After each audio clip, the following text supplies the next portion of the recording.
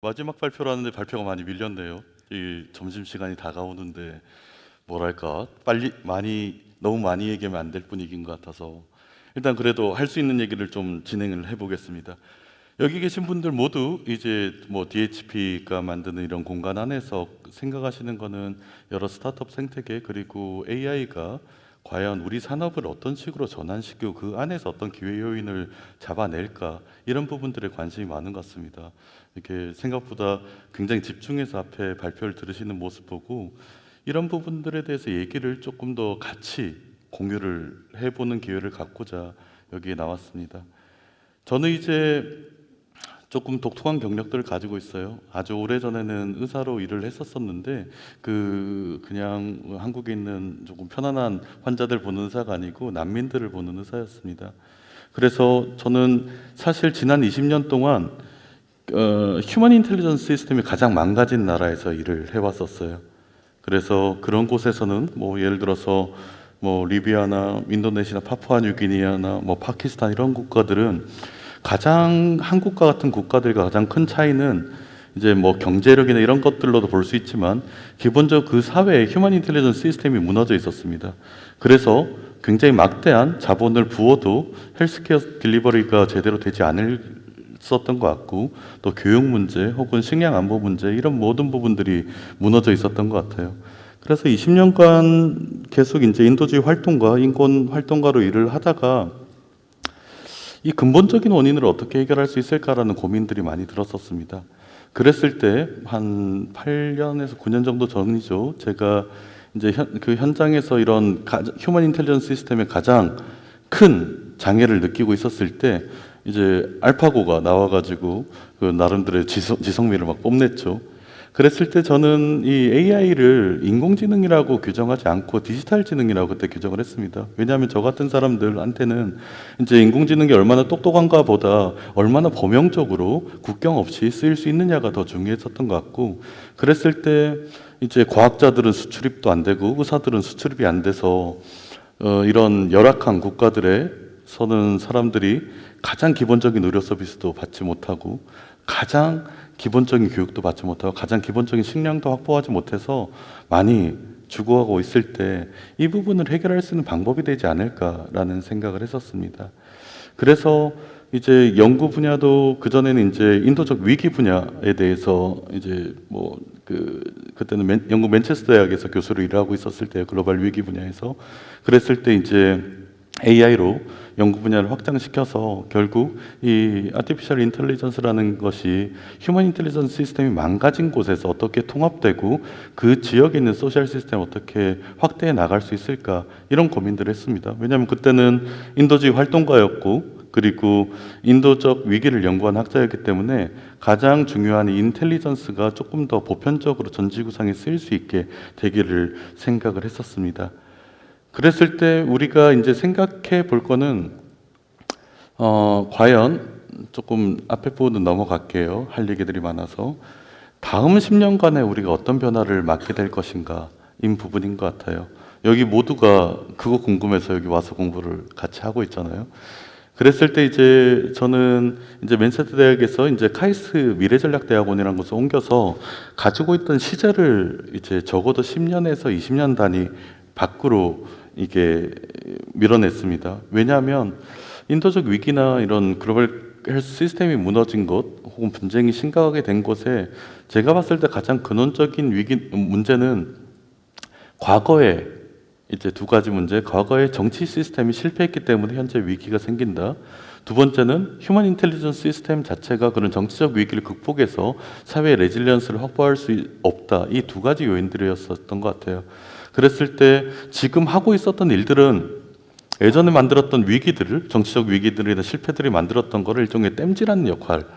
뭐 이건 제 얘기가 아니고 같이 일했던 국경 없는 의사회 이제 회장이 언제나 이렇게 일 마치고 같이 노닥거리면서 했던 얘기들이었는데 그랬을 때 시점은 과연 다음 10년에서 20년 사이 안에 우리에게 닥칠 글로벌 위기의 문제가 어떤 것들인지 그리고 지금 우리 현재가 가진 이 현대 국제사회 시스템 그리고 대한민국에 있는 소셜 시스템이 그 부분을 극복 가능한지 여기에 대한 질문을 던져보는 게 하나였습니다. 그리고 두 번째는 이 제가 확장해서 했던 연구, 아티피셜 인텔리전스가 과연 현재 휴먼 인텔리전스 기반의 소셜 시스템과 결합해서 얼마나 레질리언트한 사회를 만들 수 있을까? 이 두 가지 질문을 가지고 들어왔었고, 그게 이제 이 얘기를 드리면 첫 번째 거는 이 다음 10년의 글로벌 위기에 대해서 생각을 해봐야죠. 다음 10년의 글로벌 위기는 이전의 위기들이랑 다른 점이 하나 있습니다. 그거는 이 폴리크라이시스라고 부르는 여러 가지 위기들이 저희가 컴파운딩 임팩이라고 하죠. 복합적으로 작용해서 나타나는 거고, 예를 들면 이렇게 될 것 같아요. 우리 여기 있는 모두가 팬데믹을 겪어봤고, 그게 얼마나 이제 한국은 그래도 조금 상대적으로 편안하게 보냈지만 전 세계 경제나 산업들을 얼마나 부정적으로 왜곡시키고 망가뜨렸는지는 봤을 겁니다. 근데 그리고 또 다른 편은 이제 기후 문제들에 대해서는 여기는 모두가 기후 문제가 우리 문명을 위협할 정도로 심각하게 확산되고 있고, 거기 기후 문제에 대한 식량이나 뭐 분쟁이 이런 연쇄적 효과들이 우리 사회에 굉장히 큰 부담이 될 거라는 건 알고 있는데, 이 다음 팬데믹이 극단적 기후 위기랑 같이 온다는 생각을 못 하고 있는 것 같아요. 그리고 다음 팬데믹 극단적인 기후 위기로 인한 연쇄적 충격과 같이 왔을 때 이제 저출생 고령화로 경제 인구가 굉장히 축소된 한국 같은 나라에서 버틸 수 있을까? 그랬을 때 우리가 가진 경제와 산업 생태계는 지금과 같은 방식으로 유지가 될 수 있을까? 이렇게 새롭게 스타트업을 구성을 하고 새로운 동력들을 삼았는데, 그런 위기가 오게 되면 근본적인 경제 동력들이 상실된 상태에서 우리가 나아갈 수 있을까? 이 부분은 뭐 이렇게 얘기 드리면 될 것 같아요. 100%올 미래입니다. 우리가 한쪽으로는 AI 전환들을 생각을 하고 있지만 다른 한쪽으로는 빠르면 10년에서 뭐 15년 사이에 이런 식의 복합 위기들이 전 세계를 덮치게 될 가능성이 높고, 그랬을 때 우리가 가지고 있는 산업과 경제 그리고 자본의 생태계는 지금과 같지 않을 가능성이 굉장히 높습니다. 이 점 하나 염두에 두시고요. 이렇게 극단적 기후가 기근의 분쟁, 경제 충격, 팬데믹, 글로벌 인구 변화까지 만들어진 연쇄 충격들에 대해서 생각해 봐야 되는 것들을 염두에 두시고, 그랬을 때 다음 하나는, 이건 뭐 제가 그런 글로벌 위기를 하다가 이제 AI 문제로 확산됐던 이유들에 대해서 또 같이 나눠 볼 것 같은데, 다음 10년을 또 다른 변화가 무엇일까? 여기 계신 모두가 AI가 다음 10년에 변화를 만들 거라고 생각을 합니다. 그랬을 때 우리가 개별적인 지금의 기술들에 초점을 맞추기에 앞서서 우리 사회 전반의 시스템이 어떻게 바뀌어 나갈까에 대한 빅 퀘스천을 먼저 다 같이 가지고 있는 게 중요할 것 같아요. 이게 특히 이런 빅 퀘스천에 대한 답은 여기 계시는 모두의 어떤 연구와 사업과 뭐 스타트업 생태계에 크게 영향을 줄 거기 때문에, 이런 빅 퀘스천을 언제나 개별적인 가장 업투데이트 있는 기술들과 함께 이 기술들이 만드는 프로젝션들이 적어도 향후 10년의 사회를 글로벌에서 어떻게 바꾸는 거에 대한 이해는 필요한 것 같습니다. 그랬을 때 하나의 큰 특징은 인공지능과 뭐 휴먼 인텔리전스가 통합된 커넥티드 인텔리전스 형태로 나가게 된다는 거. 그리고 그 두 번째는 이 만약에 지능 체계들끼리 경쟁이 이루어진다고 하면 저는 그럴 것 같아요. 휴먼 인텔리전스 시스템과 AI가 결합된 형태의 커넥티드 인텔리전스가 하나의 축을 이루고, 다른 하나는 우리가 뭐 오늘 주제처럼 AGI로 부르든 ASI로 부르든 어떤 방식이든지 인간의 개입을 최소화된 상태에서 이제 만들어진 지능 체계가 두 가지가 경합을 하게 될 것 같고, 이 부분은 휴먼 지능 시스템 내에 불평등과 차이의 패턴들을 근본적으로 바꾸게 됩니다. 우리가 지금 만들어진 산업 생태계, 노동 생태계 이런 부분들은 모두 다 휴먼 인텔리전스 시스템 안에서 이제 자리를 잡고 있는데, 뭐 예를 들어서 여기는 대부분 젊으시지만 은퇴 연령이 존재하는 이유는 62세에서 65세 사이 이후가 지나면 우리 인지 기능의 저하들 때문에 사실 지식 생산성이 떨어진다고 생각을 하는 거잖아요. 근데 뭐 이미 우리가 목도하고 있지만 AI가 25세 청년과 협업을 할 때와 AI가 68세 이게 장년층과 협업을 할 때 인텔렉츄얼 프로덕티비티가 그렇게 차이가 안 날 가능성이 높습니다. 게다가 이제 인텔리전스 AI를 그냥 인텔리전스라고 보면 이제 나이면 먹으면 먹을수록 다른 지능 체계랑 협업하는 경험들이 훨씬 더 많아지기 때문에 그렇게 됐을 때는 어떻게 보면 생산성이 역전될 가능성도 있습니다. 그랬을 때 뭐 이런 변화들이 이미 나타나고 있고 그 청년들이 이제 자리 잡을 수 있는 직장이라는 게 극도로 줄어져 나가죠. 그럼 뭐 이번 정부 4년 5년 차 때 이제 청년들 그 제너레이션 안에서 대량 실업 사태가 왔다. 그리고 그러면서 이제 그 AI로 인한 생산성 증가가 한쪽이 이루어졌는데 수요가 굉장히 이걸 소비할 수 있는 수요가 굉장히 축소가 됐다. 어디서 많이 듣던 얘기 아니에요? 이 부분이 20세기 초반에 경제대공황 때 일어났던 상황이죠. 생산성이 극도로 증가했을 때 이제 소비할 수 있는 그룹들이 수요가 굉장히 축소됐을 때 나타나는 문제가 아티피셜 인텔리전스 전환 과정에서는 사실 지금 같은 형태에서 반드시 나타나게 돼 있습니다. 그랬을 때 우리가 가진 다시 한번 경제 시스템이 여기 계신 많은 분들이 생각하는 사업들, 연구들을 지탱할 수 있을까? 시장이 확 줄어들 수 있지 않을까라는 고민들을 해야 될 부분들이 있습니다. 그 마찬가지로 그 글로벌 인구 구조 변화도 굉장히 중요한데 이제 가장 가난한 나라에 있는 국가들과 가장 이게 잘 사는 나라들 글로벌 사우스와 노스 사이에 지식 격차들이 AI로 굉장히 줄어들 가능성이 커요.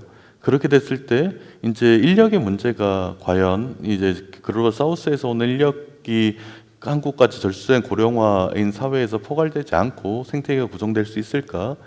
그리고 국방 쪽의 과학기술 격차 혹은 산업의 기술 격차도 마찬가지로 이제 AI로 가장 앞서 나가는 뭐 예를 들어 중국과 미국 같은 국가와 나머지 유럽과 같은 국가에 있는 격차가 커지겠지만 이제 나머지 유럽 국가와 이제 글로벌 사우스 국가들 간의 차이는 예전만큼 크지 않을 가능성이 높습니다. 그랬을 때 만들어지는 산업 생태계 시장의 변화들 여기 계신 분들은 기억에 넣고 있어야죠. 그리고 알고리즘믹 퍼블릭이라고 하는 이제 대중들이 어떤 특정한 뭐 정치 행동을 하거나 여론들이 조성되는 과정 자체도 지금 AI 알고리즘이 사실 너무나 크게 근본적으로 이걸 왜곡시키고 있습니다. 그래서 사실상 지금은 몇몇 AI 회사들이 가진 영향력들이라는 게 민주주의 전 세계 민주주의 선거 체계 자체를 위협하고 실제 뭐 원하는 후보들이 당선되게 만들 수 있는 충분한 역량들이 있는 것 같아요. 그런 세계에서 민주주의 체계, 정치 체계는 어떻게 형성이 돼야 될지 이런 큰 질문들이 결국에 여러분들이 가진 다음 10년간의 사업에 대한 혹은 연구에 대한 스팬에 직접적으로 영향을 끼치게 되는 부분일 수 있습니다. 그래서 이런 부분들을 조금 크게 생각을 해주시고 그리고 특히 이제 디지털 헬스 영역 안에서는 한 가지 큰 변화는 지금 우리가 하나는 이제 무슨 이게 파운데이션 모델 만드는데 국가 AI에서 돈 많이 투자되고 그리고 제조 AI, 피지컬 AI 해서 이제 제조업 분야의 효율성들 높이는 방식으로 만들어지고 있는데 생각해 보시면 헬스케어와 같은 이제 소셜 시스템 영역들 다른 말로 하면 3차 산업 영역들의 가진 비중은 제조업 분야나 다른 분야보다 월등히 높습니다. 제조업 분야가 전 세계 가장 제조 강국이라고 불리는 한국도 20몇 %밖에 안 돼요. 그리고 58%가 3차 산업입니다. 그리고 미국 같은 국가는 3차 산업 비중이 80%를 넘어가고요. 그랬을 때 결국 저는 휴먼 인텔리전스 시스템의 기반에서 만들어졌던 헬스케어 시스템 포함하는 이 소셜 시스템 자체가 리모델링 되는 과정이라고 생각이 듭니다. 그리고 거기에 가장 많은 산업성적인 잠재력이 있다고 생각이 들고요. 그랬을 때 이제 몇 가지 특징들이 있습니다. 저 같은 경우는 이제 뭐 박사 때는 인터내셔널 헬스하는 헬스 시스템을 전공을 해서 이 헬스 시스템이 특히 휴먼 인텔리전스 시스템이 낙후돼 있던 헬스 시스템이 어떻게 리커버리가 되는지 결국 글로벌 사우스 시장에 있는 헬스 시스템이 어떻게 하나의 이제 마켓으로 기능할 수 있는지 이 부분들에 대해서 바라봤었고 다른 하나는 이제 헬스케어 뭐 원래는 의사로 시작을 해서 뭐 헬스케어 프로비전에만 집중을 했다고 하면 이제 전체 소셜 시스템 안에서 헬스 시스템의 생태계들이 어떤 식으로 변화될지에 대한 생각들이 있습니다. 그렇게 됐을 때 몇 가지 특징적인 것만 잡고 가면 퓨처 헬스 시스템이라는 거는 하나의 헬스케어 프로비전이 아니고 전체 시스템 전환들을 포괄을 합니다. 전체 시스템 전환들이 이루어지지 않는 상태에서 여기 각 기업들이 가지고 있는 개별적인 모델들이 이제 헬스케어 생태계에 자리 잡기는 사실 쉽지가 않습니다. 그리고 특히 이게 적용되기 어려운 부분들은 선진국들인 것 같아요. 많이 경험을 하셨겠지만 레거시 휴먼 인텔리전스 시스템이 있는 곳은 이제 아티피셜 인텔리전스가 통합될 수 있는 니즈가 굉장히 약합니다. 예를 들어서 한국의 아산병원이나 세브란스 같은 병원 안에 저는 사실 아티피셜 인텔리전스가 아주 긴급하게 어떤 역할을 해야 되는지를 잘 모르겠어요. 그러니까 제가 보기에는 글로벌 사우스 안의 헬스 시스템은 아티피셜 인텔리전스 현재 만들어진 기술도 굉장한 시장성을 가지고 있고 굉장한 많은 헬스케어 갭을 메꿀 수 있는데 레거시 휴먼 인텔리전스 시스템이 가장 강력한 곳에 아티피셜 인텔리전스가 들어가려고 하면 틈이 없는 거죠. 그랬을 때 이런 비즈니스의 기본은 어디에 마켓이 열려 있는지에 대한 것을 봐야 되는데 그 부분에서 개발도상국의 이제 글로벌 사우스의 헬스 시스템 트랜스포메이션이 아마 선진국보다 훨씬 더 빨리 일어날 가능성이 큽니다. 그리고 참고로 시장 규모를 얘기를 드리면 글로벌 사우스의 헬스케어 시스템의 업맨 니즈가 2032년 정도에 2경 정도로 추산이 됩니다. 그랬을 때 선진국 헬스케어 마켓 같은 경우는 대부분 이제 포화 시장임에 불구한데 글로벌 사우스 헬스케어 시스템은 사실 말 그대로 언맷 니즈 이 블루오션이에요. 어느 기업이나 국가가 그 분야에서는 이제 장악할 곳이 없고 그거는 뭐 의사들도 수출입이 안 되고 내셔널 시스템도 수출입이 안 되기 때문이죠. 근데 AI, 의료인공지능은 수출입이 되고 더 중요한 거는 디지털 기반의 헬스케어 시스템은 이 플랫폼 자체가 국경을 넘어서 적용될 수 있습니다. 그래서 예전에는 시장 이게 국경에 가로막혀서 나아가지 못했던 이제 이런 시스템의 전환들이 지금은 전 세계 각국으로 형성해 나가고 있고 가장 보수적으로 봤을 때 2경의 시장이 지금 놓여져 있고 이게 진단이랑 엮여지면 3경에서 4경 정도로 성장할 가능성이 높습니다. 그리고 현재 인텔리전스의 기술들 혹은 현재부터 한 3년 정도 이제 상용화되는 기술들의 이제 퀄리티를 봐도 이제 그게 뭐 아산이나 삼성병원 같은데 도입돼서 어떤 역할을 하기보다 이제 이런 곳에 역할을 하게 될 가능성이 굉장히 높죠. 조금 빨리 넘어갈게요. 그리고 AGI가 헬스케어 쪽에서 연결돼서 어떤 통합된 인텔리전스를 만들게 될 거라는 거는 뭐 당연히 아실 것 같고 하나는 이제 헬스 시스템 자체는 퍼블릭 섹터의 기반으로 진행돼 왔습니다. 전 세계가 이제 가장 가난한 국가도 그 역량이 안 돼서 그렇지 프라이빗 섹터 기반으로 헬스 시스템이 만들어진 곳은 사실 많이 없어요. 근데 지금은 이제 이런 헬스 시스템의 AI 기반의 이노베이션은 프라이빗 섹터에서 주도를 하기 때문에 결국 퍼블릭 프라이빗 파트너십 형태로 이제 전 세계 헬스 시스템이 전환이 될 가능성이 굉장히 높다는 거. 그런 과정에 이제 한 나라의 시스템이 이제 각 국가별로 있는 게 아니고 뭐 구글 헬스 같은 곳에서 헬스케어 좀 종합적인 플랫폼들을 만든다고 하면 일종의 트랜스내셔널한 헬스 시스템의 가능성이 굉장히 높습니다. 뭐 우리는 제약 관련해서는 제약회사들은 전 세계 시장을 하나의 마켓으로 보고 있듯이 이제 헬스케어 프로비전이나 헬스 파이낸싱, 헬스 인포메이션 시스템들이 통합돼 나가는 과정에서 전 세계 한 블록으로 모일 수 있지 않을까라는 생각이 들고 저는 이제 원 AI 헬스 이런 방식으로 가게 될 것 같아요. 이제 특정 국가, 특정 기업들이 만들어 놓은 헬스케어 시스템 플랫폼이 여러 나라들과 공공 영역들과 결합이 되면서 이 시스템 자체가 하나의 몇 가지 블록을 만드는 형태 이쪽으로 가지 않을까 싶고 이 변화가 생각보다 엄청 가파르게 올 겁니다. 대한민국이나 유럽이나 미국은 이렇게 안 바뀔 가능성들이 있지만 글로벌 사우스는 절실합니다. 그리고 돈이 없는 게 아니에요. 이렇게 했을 때 훨씬 더 비용 효과적으로 그 나라 헬스 시스템들을 개선할 수 있기 때문에 이 AI에 결합된 솔루션을 받아들인 속도나 전환하는 속도들은 굉장히 빠를 수 있습니다. 그렇게 됐을 때 우리 정부에서 다음 5년의 계획을 뭘로 잡고 있냐라고 했을 때 저희는 이 인공지능 기본사회라는 거를 아젠다로 가지고 있어요. 굉장히 어떻게 보면 공공의 시스템으로 들리죠. 왜냐하면 저희는 이 뭐 유니버설리티를 가진 AI로 금융, 의료, 교육, 복지, 노동이나 재난 등의 우리 국민들이 가진 삶의 리스크를 제로로 만들겠다. 충분히 기술적으로 가능한 부분이라고 생각을 하고 그렇게 만들어서 AI를 조금 더 보편적인 이제 시스템으로 만들겠다는 생각들을 가지고 있습니다. 근데 조금 이따 말씀드리겠지만 이 부분은 굉장히 중요한 산업 동력이 될 거예요. 그래서 AI 기본 의료 뭐 AI 기본 의료, AI 기본 복지, 그리고 기본 재난 문제 뭐 뒤에 쭉 얘기했지만 시간이 없으니까 기본 의료 중심으로 얘기를 하겠습니다. 기본 의료는 저희는 디지털 기반의 1.5차 의료 시스템이라는 걸 생각을 하고 있습니다.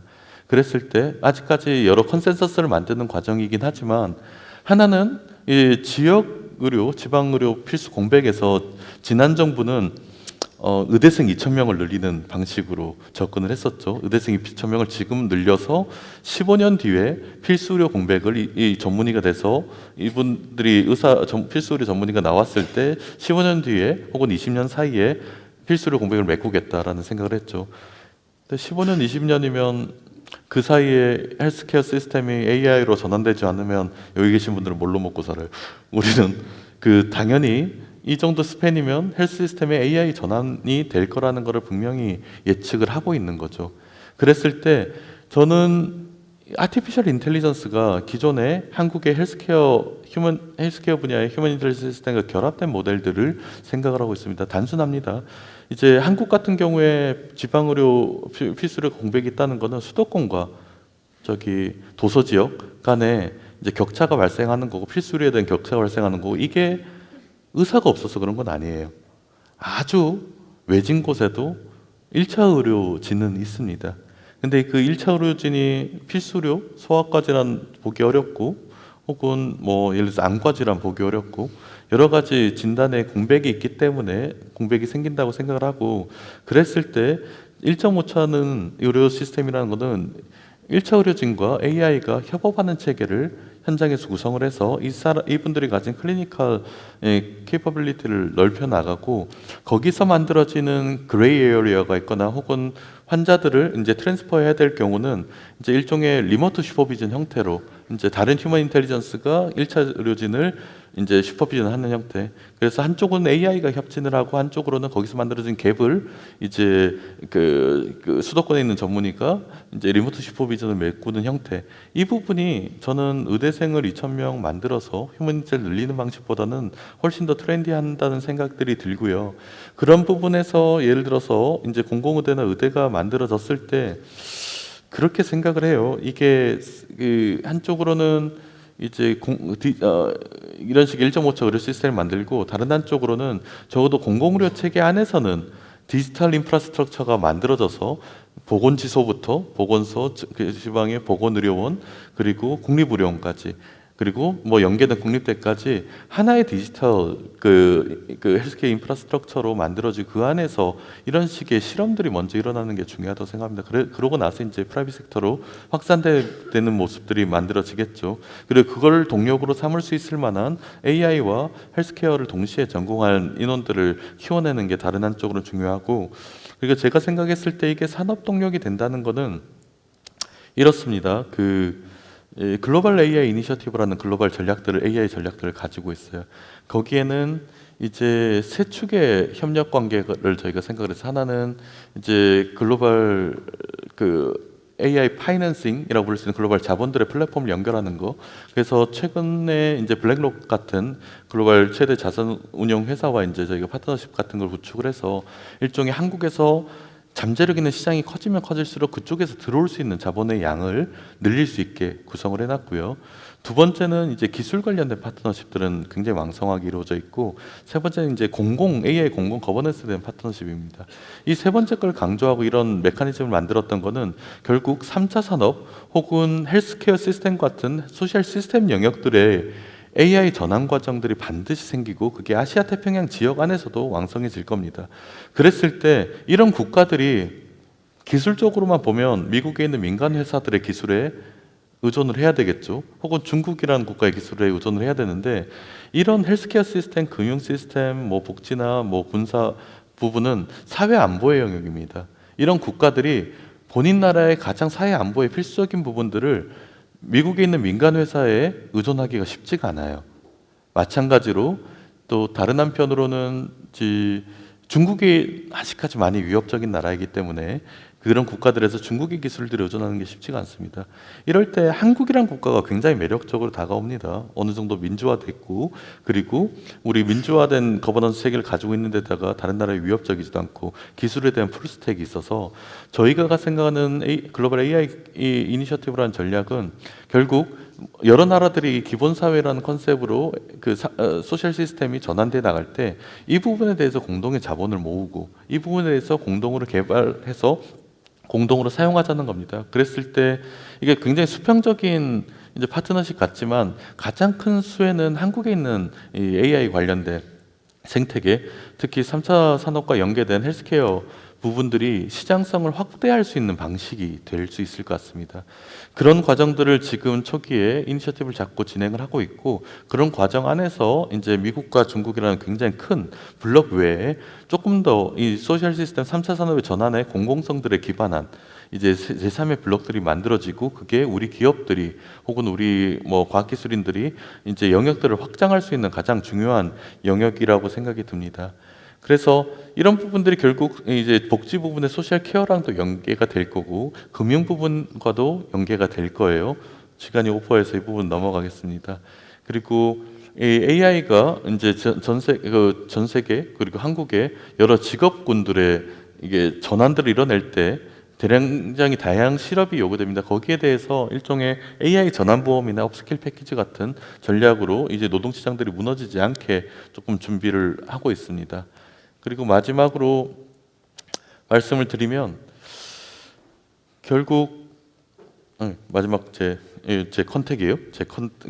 찍으시면 제 개인 연락처들이 와구와구 떠서 그냥 찍으시면 될 것 같고, 마지막으로 드리고 싶은 말씀은 이런 부분입니다. 한국이 전 세계에서 차지하는 지정학적 위치가 예전이랑 많이 달라졌어요.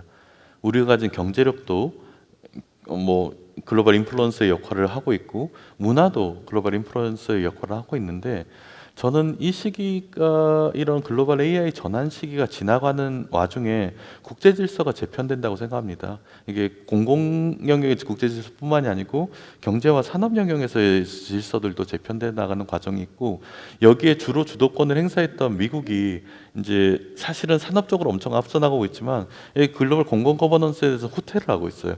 이제 트럼프 행정부 들어서 굉장히 후퇴하고 있고, 유럽 같은 국가에서도 이런 AI 큰 전환이 왔을 때 주로 글로벌 아젠다를 먼저 형성하고 내놓습니다. 근데 거기도 우크라이나 전쟁이나 여러 가지 지정학적 위험 때문에 여기에 대한 재원들이 많이 모이고 있지 않아요. 그래서 저는 이제 국제사회에서 일하다가 여기 와서 이런 정부에서 일을 하다 보면 전 세계 여러 석학들이나 아니면 리더십들이 요청하는 부분들이 있습니다. 한국이 지금 이런 전환기 때 한국이 새로운 형태의 생태계를 구성할 수 있는 국가다. 그리고 한국이 국내에서만 머물지 말고 이런 여러 생태계를 조금 이끄는, 연대에서 이끄는 역할을 해야 된다라고 얘기를 합니다. 그 부분은 저는 이전에 굉장히 나쁘게 얘기하면 유럽이 19세기, 20세기에 접어들면서 다른 식민지 국가들의 철도 깔고 의료 시스템 깔고 본인들과 동일한 시스템을 깔아놨잖아요. 그렇게 한 이유가 결국 경제적인 목적에 의해서 식민지 국가들과 이제 유럽 국가들 간을 하나의 플랫폼으로 연결한 거고 하나의 경제 블록으로 만들어지는 것 같습니다. AI가 지금 그런 역할들을 전 세계에 하고 있어요. 이전에는 이게 따로따로 떨어져 있던 헬스케어 시스템 혹은 교육 시스템 이런 부분들이 AI란 플랫폼을 통해서 전 세계에 몇몇 블록으로 통합돼 나가는 디지털 블록들이 형성돼 나가는 과정이고, 한국이 지금 이때 이런 디지털 블록들을 잡아내지 못한다고 하면 아마 한국이 가진 공간들은 굉장히 줄어들 겁니다.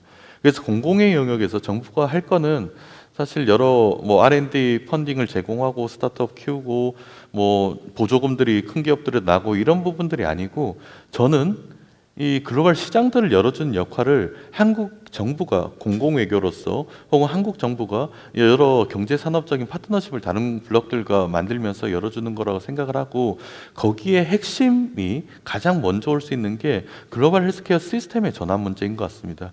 그래서 당부드리고 싶은 거는 여러 각각의 기술들과 이제 연구들이 있겠지만 적어도 이 연구들이 전체 헬스케어 시스템 그리고 국경을 넘어서 글로벌 헬스케어 시스템이 전환되는 과정에 어떤 방식으로 자리 잡을 것인지, 그리고 이런 생태계의 전환들이 만들어졌을 때 거기에 기반한 이제 한국 국내를 넘어선 이제 전 세계 시장들, 특히 글로벌 사우스 시장들과는 어떻게 연결이 돼야 되는지 이런 식의 파트너십들을 고민을 하실 가장 절실한 순간인 것 같습니다.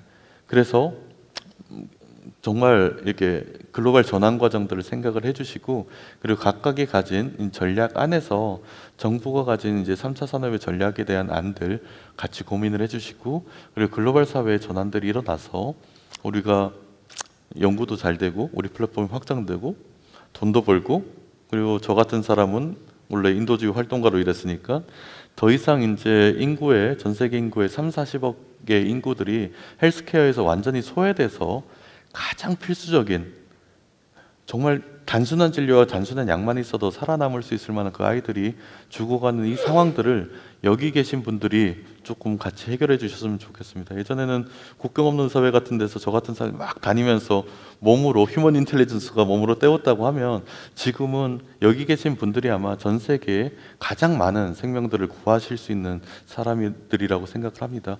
잘 부탁드리고 같이 열심히 해보겠습니다. 감사합니다.